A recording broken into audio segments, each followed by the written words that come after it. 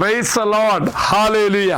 യേശുവിൽ ഏറ്റവും പ്രിയമുള്ള സഹോദരി സഹോദരന്മാരെ, ഈ ദിവസം ആരംഭിക്കുമ്പോൾ തന്നെ വലിയൊരു സന്തോഷത്തിൻ്റെ, അനുഗ്രഹത്തിൻ്റെ, അല്ലെങ്കിൽ വലിയൊരു വാഗ്ദാനത്തിൻ്റെ വചനമാണ് നാം ധ്യാനിക്കാൻ പോകുന്നത്, പ്രാർത്ഥിക്കാൻ പോകുന്നത്. സുഭാഷിതങ്ങളുടെ പുസ്തകം അധ്യായം 3 വാക്യങ്ങൾ 5ഉം 6ഉം. അത് ഇപ്രകാരമാണ്: കർത്താവിൽ പൂർണ്ണ ഹൃദയത്തോടെ വിശ്വാസമർപ്പിക്കുക, സ്വന്തം ബുദ്ധിയിൽ ആശ്രയിക്കരുത്. നിന്റെ എല്ലാ പ്രവൃത്തികളും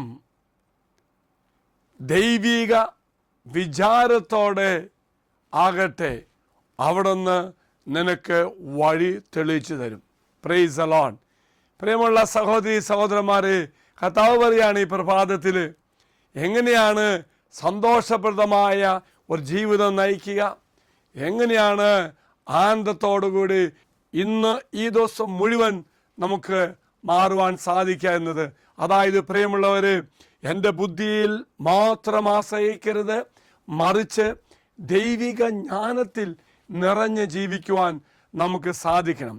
അങ്ങനെ നമ്മൾ ദൈവിക ജ്ഞാനത്താൽ നിറഞ്ഞ് ജീവിക്കുമ്പോൾ, നമ്മുടെ ബുദ്ധിക്ക് അപ്പുറമായിട്ടും ദൈവിക ചിന്തയിൽ ജീവിക്കുമ്പോൾ കർത്താവ് വെളിപ്പെടുത്തുന്ന മറ്റൊരു സത്യമുണ്ട്. ആ സമയത്ത് നമ്മുടെ ജീവിതവും വഴിയുമെല്ലാം ദൈവം തെളിയിച്ചു തരും. എൻ്റെ പാതകൾ ദൈവം നേരെയാക്കുകയും ചെയ്യും. എൻ്റെ കൊച്ചുബുദ്ധിയിൽ വരുന്ന ചിന്തകളല്ല, അറിവല്ല, അത് വേണ്ടെന്നല്ല അച്ഛൻ പറയുന്നത്, മറിച്ച് അതിലപ്പുറമായിട്ടും ദൈവിക ജ്ഞാനത്തിൽ നിറയണം. ദൈവത്തിൻ്റെ പരിപാലനയെ ഞാൻ ആശ്രയിക്കണം.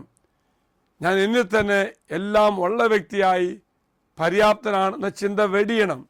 മറിച്ച് ദൈവമാണ് എനിക്കെല്ലാം തരുന്നത്, ദൈവത്തിൽ ഞാൻ ഏറെ സന്തോഷിക്കുന്നു, എല്ലാം ദൈവത്തെ സ്വീകരിക്കുന്നു എന്ന ഒരു ആശ്രയബോധത്തോടെ ജീവിക്കുമ്പോൾ എൻ്റെ ജീവിതം സമാധാനവും സന്തോഷമായി മാറും.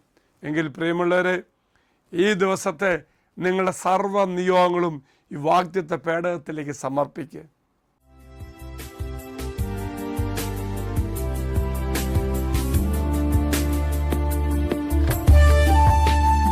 ഇത് നിങ്ങൾ സമർപ്പിച്ച നിങ്ങളുടെ എല്ലാ നിയോഗങ്ങളും അൾത്താരയിലേക്ക് അച്ഛൻ സമർപ്പിക്കുന്നു.